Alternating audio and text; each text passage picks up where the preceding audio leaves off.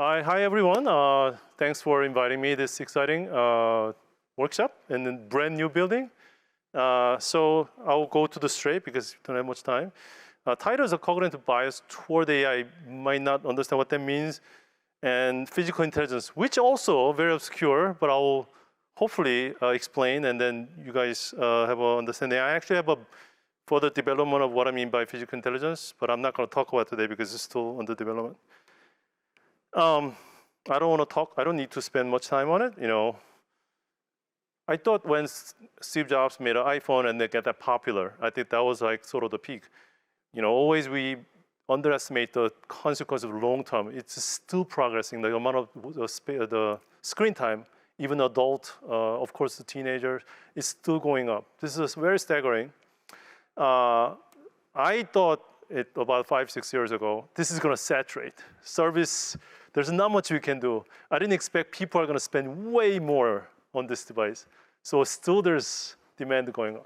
But again, if you're going to the real critical, life critical issues are all in physical. You still need to eat, still need to deliver stuff, you need to heat up your house. And all these service in the physical world, you can just gather information in the information service. And that's where it's going to be really crunching. It's already happening in all these country like manufacturing critical, like China, Korea, Japan, and so on. So I'm going to talk about physical services. And I still think this is like, this industry has been progressing relatively slowly, but fundamentally didn't change much from 1970s. After Victor Schwarzman, who invented the first programmable 6-degree freedom arm. These are the physical services that actually have a bigger, like a significant impact in our life. That's why we could buy cars in $20,000, not $200,000. Yet, this is probably the most automated space humans are there because these tasks cannot be done by manufacturing robot. One of the reasons is that they avoid any dynamic situation, any collision situation. Every problem is solved by just position control. Because anything else, any sensor feedback is going to have a potential errors, and then that will have an impact on their reliability. I'm not sure if you guys are familiar with the actual useful success rate of machine is actually 100%. Maybe 99, and then there's about 29s maybe. A lot of people post success rate in the papers. 99.9% I never heard of, which is useless in the real world. All these robots are 100% or 99 point, at least 10.9 after this. And then it's becoming useful. So I want you to really understand that part too. That's why they're avoiding all these complex vision-based touching. No, there's all position control blind machine with some sensor-based the emergency stop. 2015, probably many of you already saw a video, still relevant because this has been a pretty big push from the DARPA spending several $100 million. They look like all superhero, but if you take a look at inside, these are all same technology as you saw in the previous slide is manufacturing robot arm. So in my career, at least at MIT, I've been trying to shift the design paradigm from more like a manufacturing setting where position control solve everything to more uncertain environment. Like the closest thing, things that are about to happen is like Amazon picking or Amazon stowing. Amazon stowing team is actually led by my friend, and he gave a wonderful talk. Which I wish you have more real roboticists like that in a campus who can actually understand real world. Before that, because the topic is bioinspired robot, I will briefly talk about my previous work, which is before I came to MIT. I'm not sure if you heard about directional adhesion. This sounds oxymoron, but it's actually my PhD work. This adhesive only works one direction, doesn't work in the other direction. Sounds very strange, but that's how actually real gecko climb up the wall. If you want to learn more about it, I can later. I can talk about it offline. This device only stick one direction, so it works against gravity. It can hang stuff, but once you take out the gravity, it just comes off. You probably only see this kind of behavior on the hook. There's no hook, it's smooth surfaces. And if you do that with a double-side tape, like a typical double-side carpet tape, it doesn't work. You have to pull out with a lot of force, which is not desirable or possible for climbing robot. Secret is all actually mechanical engineering, not much chemical. It's all stress concentration and geometry. And Gecko has the orders of magnitude more complexity with the orders of magnitude more smaller features to achieve this. We grabbed the principle to achieve this, and we could hang 15 kilogram aluminum, and then you can detach that from glass with the zero force, and then we hung a person on it. And of course, once she's out, there's no force on the glass. I don't want to spend too much time. I've been working on like cockroach-inspired running robot and some soft robot. This is like one of the earliest soft robot which has no rigid components. And when I came to MIT, I started working on bigger machine, and I want to build something that can really serve our in our environment. So I built a cheetah. I bumped up like the weight of the robot at 2 order magnitude. The smallest robot I built, biggest robot I built before was like 400 gram. This was 40 kilogram. And then this wasn't be able to run without any support, but we learned a lot about what kind of actuator we need to use. This paradigm is completely different from manufacturing paradigm, so people didn't know. I'll briefly explain that later. I'll show you a summary video of after a story. This is mostly quadruped robot, and this robot was still the highest efficiency, holding the, and then at the time the fastest robot you can run. And familiar part of the campus.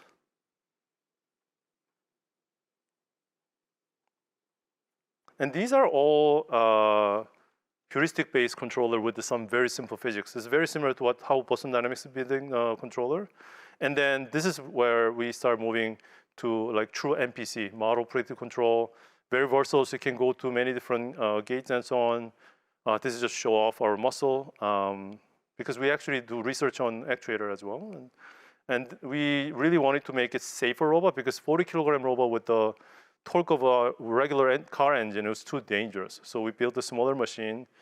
If you're familiar with the allometry scaling, the weight goes scale, length scale of power of 3, torque goes to power of 4. So if you reduce 60%, your torque requirement dropped like significantly, like 12 times or something. So it got very, very safe. And then that got popular. Now there are about, I lost count, like 30 plus companies are copying our machine and then selling. Mostly education purpose. There's no real market. I think Boston Dynamics will get mad at me if I said it, but the market is relatively small, the service market. There's no like a large volume market yet. I think it's mostly education. And then the key was that enables this robot without using hydraulics was all innovation and the actuation. Again, this 90% of robotics community still don't understand. If I go ICRA this April, if I explain this, probably still 90% don't understand. So if you have any question, I can get back to you. This wasn't even common sense before we show this robot. So if I quickly summarize on, with my personal bias, the bottom, all the robots below the line, the ear lines are all hydraulic machines. So when I first started MIT lab, the hydraulic machines were dominating, or mostly by Boston Dynamics. And then, but the Italian institutes are copying hydraulic machine, and Korean company copying, Chinese company copying. Oh yeah, electric motor sucks. All the hydraulic has to be dominating. That's where I started working on electric motors. So everybody says like, what are you doing? I got even like a review from like a renowned professor said, what are you doing is science fiction or something. And then we showed cheetah running, jumping over, and then landing on the show 4D robot. And then after that, Cambrian explosion. Almost every company, you can probably find easily 10 Chinese companies copying our actuator to build a humanoid at this point, because Elon Musk just hyped up the humanoid for no real tangible future. I shouldn't say for short tangible future, maybe a long time later. And after for a while, only hydraulic machine that is actually showing their feet is actually Atlas. That's the only one. Everything else is out of commission. And then my student joined Boston Dynamics, and then killing hydraulic machines. So everything is going to be, every robot moving around pretty much will follow our actuation scheme. I don't want to talk about details, but this is basically all hardware sharing in our lab. No matter which robot you build, we're having same infrastructure. This is still probably the most heated debate, at least in our lab. I'm not sure it's still heated debate in the conference, but we are still debating about this. End-to-end, we're decisively not going to do end-to-end. I know majority of the communities are already doing end-to-end and then stop asking questions. We had an experience with end-to-end. It's not good for mental health of our grad student. And when you hit the bottle, when you hit the progress plateau, nobody knows what to do. It's not always a research lab. Companies are doing exactly the same thing. I'm not saying that that doesn't happen to machine learning, the MPC. All these companies are put together heuristic with the compartmental machine learning MPC. They hit this the progress bottleneck as well, plateau as well. Boston Dynamics hit that too, using all heuristics. So I'm not saying like one is dominating one another, but the problem is when you have some problem, can you diagnose it?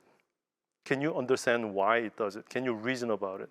So, but we don't want to lose the end-to-end, like the versatility, and then coverage, domain randomization, and so on. So we are actually trying to shove this. By the way, the right side is MPC. It's very fragile, but listening very well, but fragile, very powerful, but doesn't listen, doesn't know how to talk to us. We're trying to carefully push this model in the middle of the machine learning without breaking this end-to-end. So like some sort of like a guidance. There's many papers having similar architecture, but we're still trying to have a better architecture so that the tuning of those cost functions and all these meta parameters are actually is healthy. It's give us intuition. It makes sense. Because at the end of the day, you're going to hit this performance plateau. If your performance plateau is not 99.9 after 10.9, you're stuck. I actually believe that I heard Tesla hit that very close to that. I believe all these conventional autonomous driving car company, Waymo, Cruise already had an issue. All these companies already hit the plateau a long time ago, and then they don't know what to do anymore. So I think having models still, especially this kind of application, is so critical. I mean, this kind of like performance, it takes like a week. We did that like years ago, and then my students just do end-to-end in a week. The problem is that's not all we need to do. We want to do way more. Every time you try to change something else breaks down. We have absolutely no idea. So I know you guys like seen so many examples where like, oh, we don't need to understand. That is true for the digital world. If you remember, my talk is about physical intelligence, where we have absolutely no idea how to collect all these possible data points. If you think about Go, chess, even including all these texts in the world, we know how to collect all of them. In physical world, we don't even know how to even start thinking about it. I know there's some people started thinking about it in Berkeley and so on. It doesn't look that promising. And I'll explain why we are misled by all these results because of these biases. So I'm not sure if I can talk about all these biases, but I'll go through one by one. Number one, we judge performance of AI or any autonomous system in a human standard. What do you think? If I just collect your eye gauging algorithm, and then I'm pretty sure 70%, 75% eyes are on the left. And then that's where everybody's like, whoa, wow, impressive. Guess what? How long do you think it takes to develop that algorithm on the left versus right side? I'll ask, like, just throw random numbers, ratio, 10, 100, or then you have to tell me which side is higher. Tell me. Yes?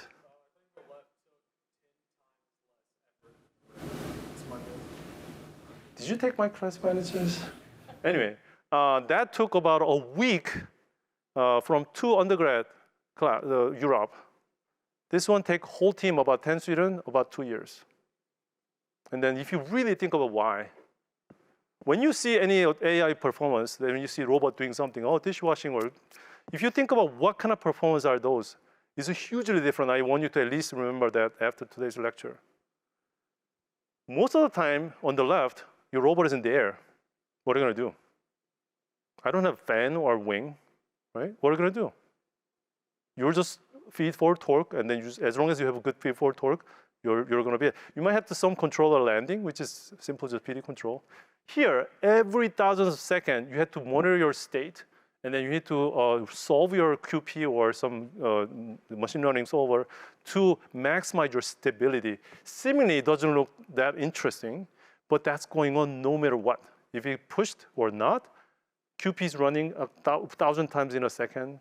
Oh, this time it's actually much less, but it's constantly monitoring stability. There's a stability issue. There's no even stability issue there.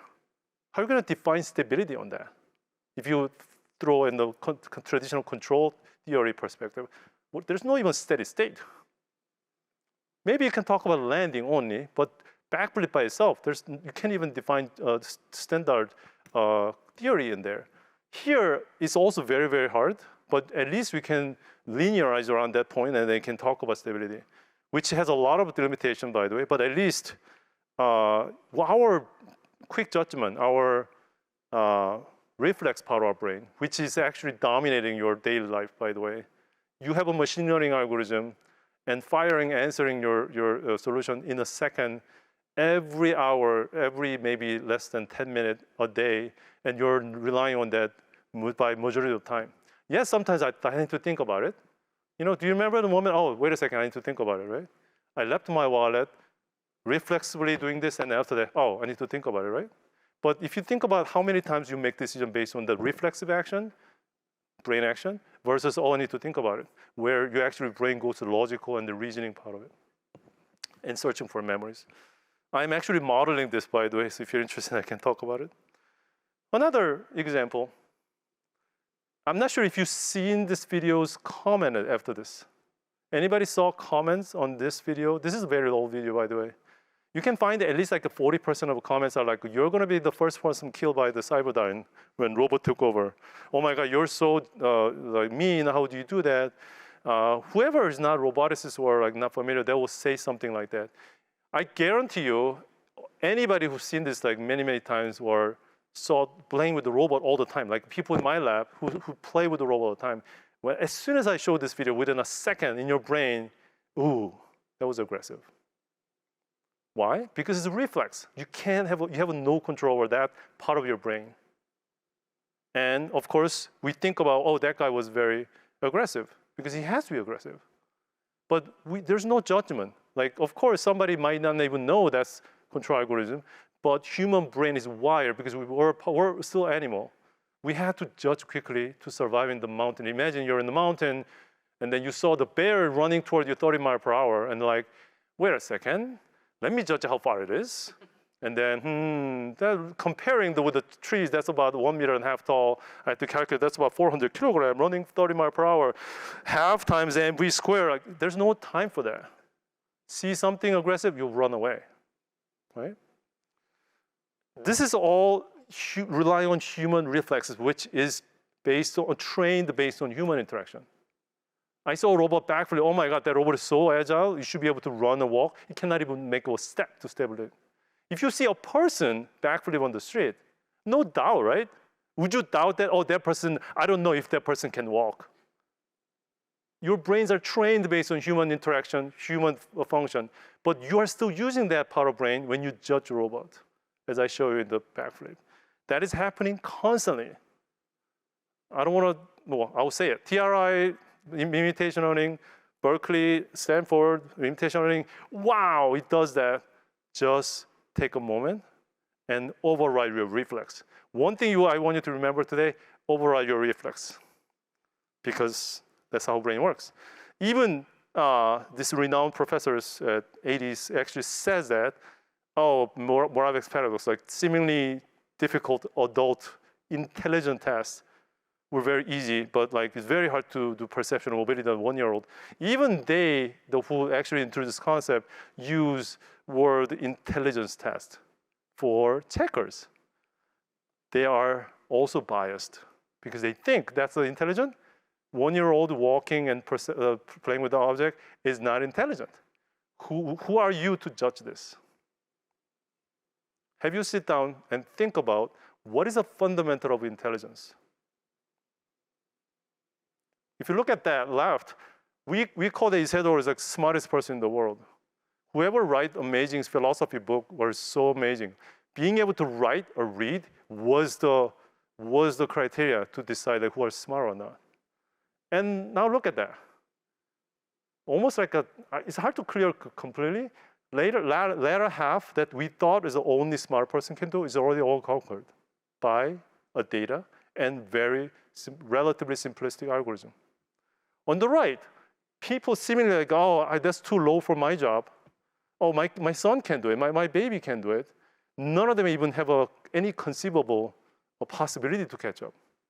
In a generalized sense, you can, of course, if you carve out that key on that pocket and that pens and that gripper, yeah, you can train in the imitation or you can do it. If you change one parameter there, it's gonna fail because there's no generalization whatsoever. That's what I mean by physical intelligence. We have to be able to distinguish what is a virtual intelligence, which is all trained by the virtual data, it's all available in the web. Whoever have the money, you can just collect them and train it. Whereas physical intelligence, what robot you're gonna train from to begin with? How many sensors I'm gonna have? How many fingers I'm gonna have? Does anybody has any idea how to start with? Second, you don't know anything about what you're doing. I'll ask, anybody eat lunch today? Raise your hand. Do you remember what you ate? Sometimes you don't remember what you ate. Let's say you ate a bite of carrot. Have you thought about eating as a robotic process? What kind of policy you have to train to actually reliably chew carrot and then swallow so that your chopped out carrots are in your stomach and broken down by acid? How would you know how finely you have to chop down? Any of you, by any chance, can independently control your individual teeth?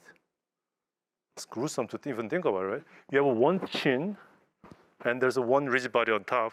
And somehow, carrot comes in, and then it all dissolve and then go to your stomach. What happened? Do I have a grinder or something in my mouth? No, I'm talking right now, right? Because I need to have a tongue in the middle.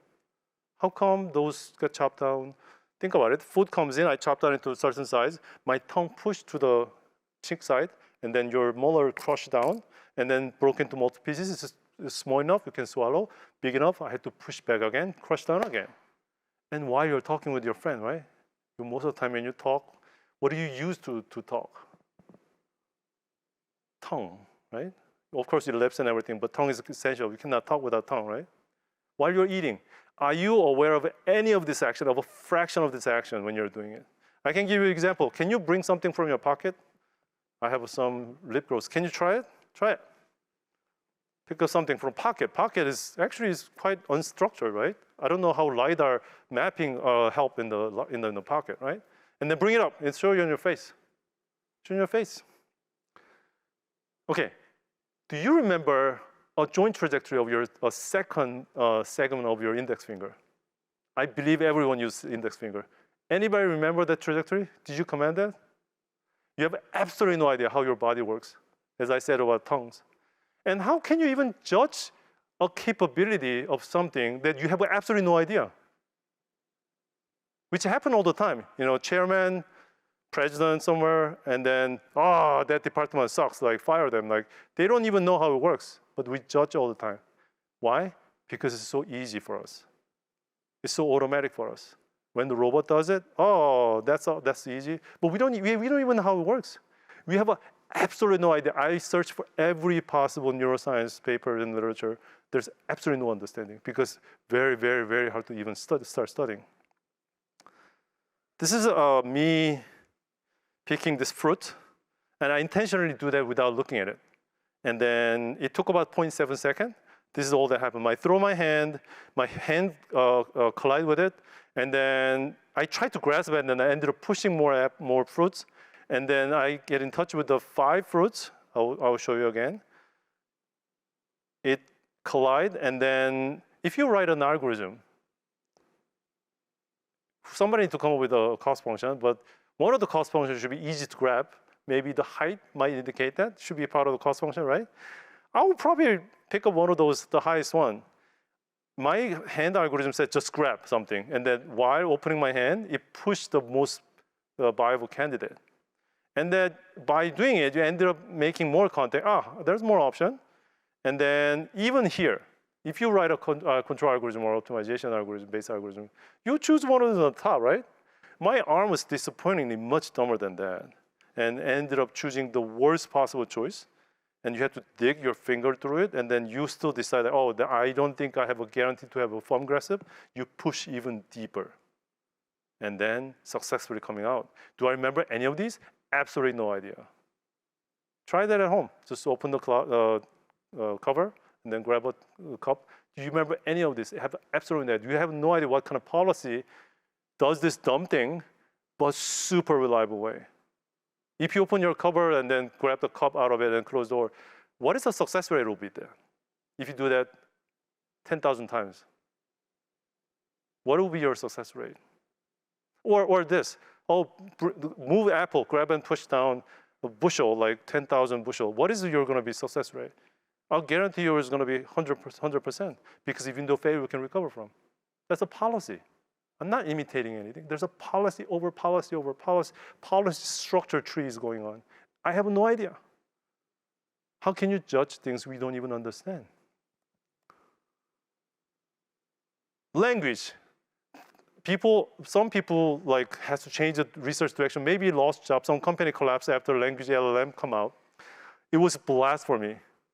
I've been trying to conceptualize what is physical intelligence. LLM came out like, oh my God, so easy to define now. Whatever the LLM cannot do is a physical intelligence. They give me the draw, they give a boundary. So easy, because language, if you really think about it, unless you go to the jargon is like a carpentry jargon. They have their own language. We have no idea what they're talking about. Plumbers have their own jargon. Let's stay out of it. I mean, LLM has all that jargon, but even those jargons are not detailed, have a high resolution enough that you can just plug in to make a robot work, because it misses all the nitty-gritty low-level control, where actually complex policy live in. We think our languages are so concretized, and then we can describe everything. I'll guarantee you, how would you teach your younger sibling or son, if you have, how to spread the peanut butter on your bread? How would you describe it? This is what I would do. Grab a bread, grab a knife, scoop out the peanut butter, and then spread well. See? You're done. How many bytes of information did I give it to my son? Do you think that's enough to create a policy reliably? Grab a bread and then put down peanut butter? Do you even know the trajectory requirement or the force requirement? Do I even know the temperature of that peanut butter or the stickiness? I don't know. I just adapt. Those are policies. Those are not imitation trajectories. Oh, I must learn through many, many trajectories. No. Your son can learn in less than 5 trials, because built-in policies are doing it. Are we aware of it? We have absolutely no idea. We think we know everything because language is describing everything, but language is not everything, because we have a mirror neuron. I'm not sure how many people know about mirror neuron. Okay, good. Many people know mirror neuron. Mirror neuron, the mirror neuron is called the embodied neuron. This is why we watch basketball where we get excited, because when you see some other animal, other similar animal, you're other human, running, you're pretty much copying your same thing happen. That's how we can learn things so quickly, with the very low resolution information, because the mirror neuron take care of everything. Grab like this, brush like this, a little harder. Oh yeah, good job. You know how to do it. Takes a few seconds, and then people learn policy. Mysterious. I don't even understand how mirror neuron works, and I don't even dare to copy this, but that's why our language doesn't need to be that detailed. What is the purpose of language? To communicate. Below this abstraction level, all these detailed policy level, mirror neuron take care of it. Why do we even develop a language? That's why we don't have any expression about how to put the peanut butter jelly to the bread. I guarantee you, if I ask you to write down instruction on peanut butter jelly sandwich, nobody will do better than LLM. So I push really hard. I keep on saying how you do it, and then what motion, and like, what do you mean by back and forth? And like, it says like gentle sawing motion. You keep on saying something seemingly tangible. It's like, I don't understand. Give me the actual like trajectory or force, and like, sorry, I don't have a physical body. In other words, I don't have data to even communicate with you, right? Does anybody like pour the data, millions of data, peanut butter jelly, trajectory as a force, considering how firm the bread is, considering the temperature of the peanut butter? So I have a little bit of a suggestion. I'm not saying this is like gonna solve all the problem. We need to build the layer of reflexes that it's mostly taken care of by your mirror neuron. How? I don't know. We've been building by hand. But at least this is simple enough, but it's a versatile enough reflexes, so we can actually higher level algorithm can take advantage of it. In that way, your high level algorithm or RL doesn't need to spit out nitty-gritty XYZ position or force profile at all. You can deal with the information or policy much more abstract level. Use sticky reflex with the parameter 10 and 5. Do it. Oh, didn't work? Try to reduce this number based on your data. Instead of commanding PD control law on some trajectories and another reflex I can show you. This is we call that gliding reflex. Oops. This is inspired by trajectory planning for any grasping motion. And then you eventually want to wrap around the object. And then if you have this kind of reflex, you don't need to even have a motion planning every single time, which will give you wrong trajectory. If you have any glitch on your motion system or 3D scanning, your perception issue. I heard somebody's talking perception right before I missed that talk, but perception has a lot of challenges still. So we're trying to mitigate those high noise, brittle system by having more reliable, predictable feedback loop at a lower level. So your RL training doesn't need to command all this high resolution information and policy training. And then if you combine a few reflexes, you can do things like seemingly simple, but in the human speed. This is 1x. And then adaptable. We move the object and it still follows. Its perception is that fast? No, the perception is not even involved. Once the arm is moving. Perception knows where the object is and go, and then he's take a slip. And then reflex take care of the rest of them. It's simple demonstration, but potentially this can actually transfer to even more complex thing. There's a lot of challenges, but at least this gives us hope to execute things in the right bandwidth and right speed, because almost every possible algorithm structure or things happen in the robotics world, there's one gigantic optimization on RL, just command every single nitty-gritty decision. It's not hierarchical, which is analogous to if you have a big company and then if you have fire in office, you're calling CEO to make a decision, basically. Considering every parameters you know, tell me what to do to put out this fire. Instead of, oh, I have my own policy, I'm gonna take care of it. When common sense, is it optimal? I don't care. If I wait, something much worse is gonna happen. If you pick up something, like you just pick up something from your pocket, right? You don't wanna wait and then get the command from your cerebral cortex, give me optimal solution. Your object is on the ground already, if you react quickly enough. You have a whole thing about optimality and cost function, which is just coming up. I don't think I have time to explain all this, but optimization is not the only solution, and sometimes that good enough execution is much, much harder, and then we still don't know how to do that well. And if you don't have a cost function, nothing is gonna work in the real policy world. And I don't think I have time to this, but you can probably guess based on what you listen, why virtual intelligence and physical intelligence is so different, where everything is feed-forward and static. It doesn't even have a dynamics between information. I have a lunch or I have a lunch. There's not much difference in information. In physical intelligence, everything matters. Dynamics, speed. And a lot of times, this is in subconscious level in our brain, we just don't know much about it. We don't know how to judge about it. I already talked a little bit about it, but I want you to think about it after my talk. Can we learn from millions of people walking million hours? If you have all that motion capture data, can we learn walking in humanoid? We have tons of data. We have a lot of people. Can we train a humanoid to walk very reliably based on that data? I want you to think about it.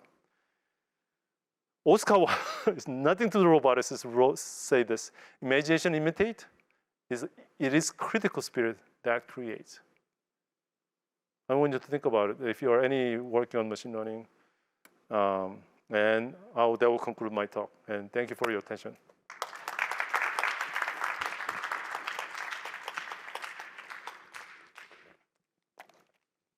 Any quick question? Yeah.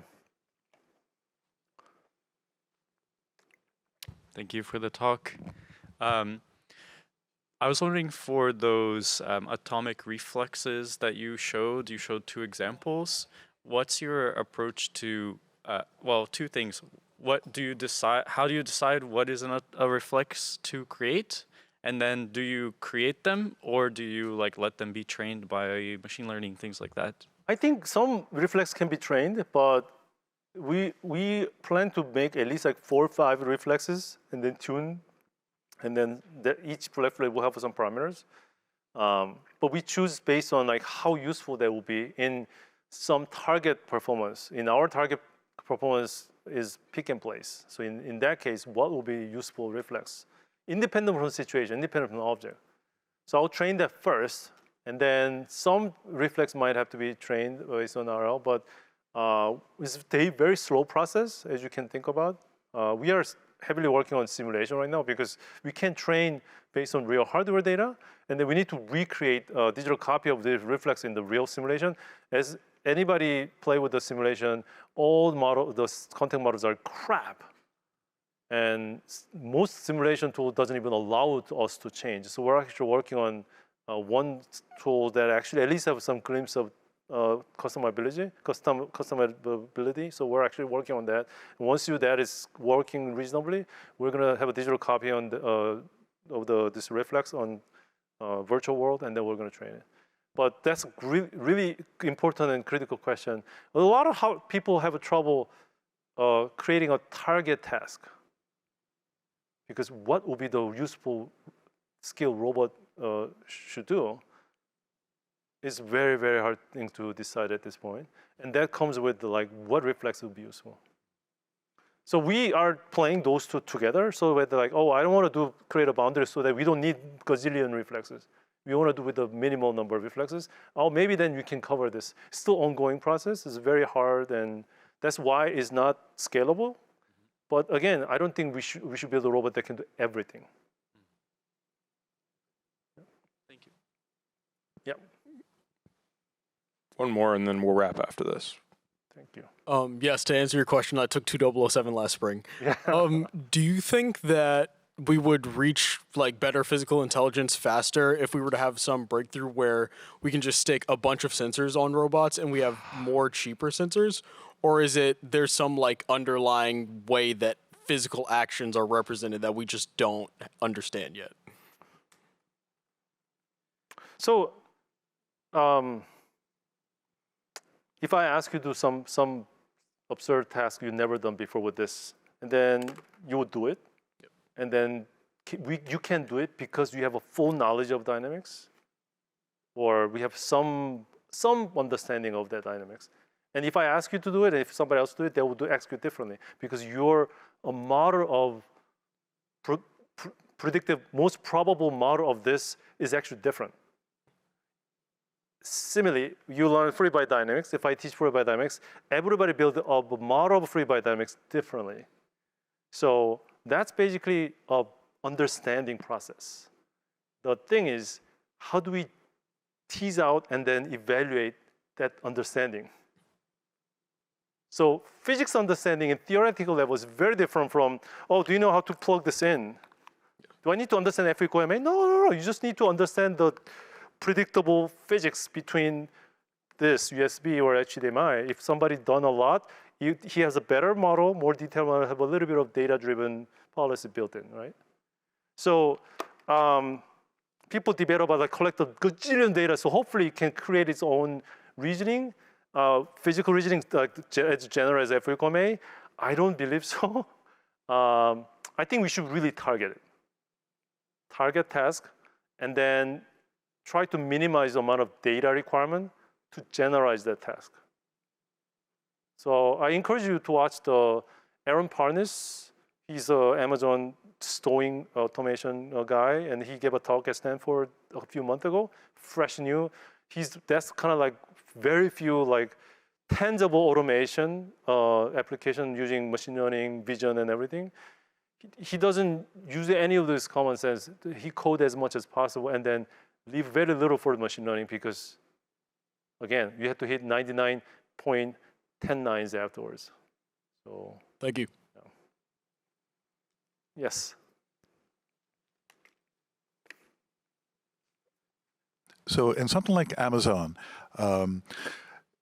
when you're doing pick and place on objects, so let's say the basic idea we know, but if you have a person usually wears a hard hat, wears boots, where eventually something's going to fall down on you and will hurt you, and it's going to cost a lot of money, Yep. and you want to minimize that over the object itself. Yep.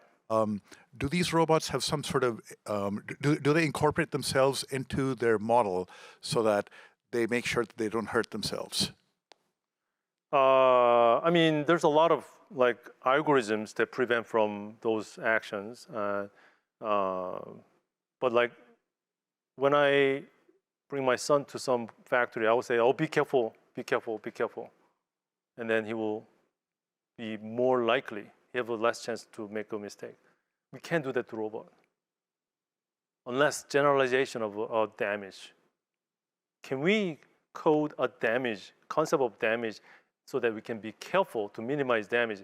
How many words did I say? That few bytes of information, generalized understanding of that, I say understanding again, in machine learning world.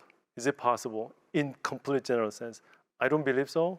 We have to carve out targeted area where I want to more automation this. I want to capture this range, not just one. That's how we're supposed to move on. I don't believe we're gonna have some magic data set will understand every possible physics.